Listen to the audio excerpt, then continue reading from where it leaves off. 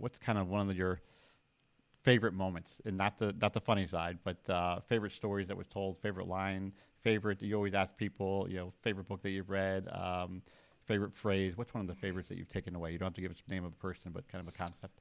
I think that for me, some of the really cool stories that have come out of it is just how so many people have embraced manufacturing after doing something different. And maybe that resonates with me because I grew up in that generation, elementary school in the 80s, high school in the early 90s, college in the late 90s, right? So it was sort of, coming of age when the internet was sort of coming of age, and the first thing I remember about business was like .com, Windows 95, like everything was sort of computers and sort of the revenge of the nerds type of a thing, right?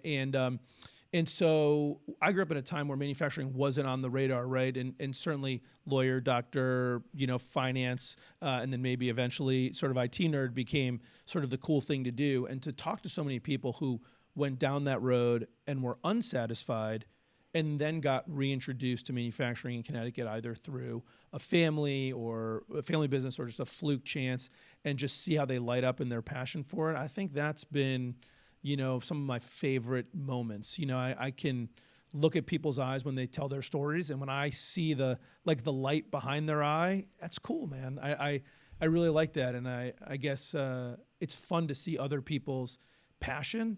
And so I'm just thinking of a number of the stories that sort of come through, and whether it was pride in taking over the business and moving it to the next generation. We've had third, fourth, fifth, sixth generation businesses on the podcast, people that came back to it.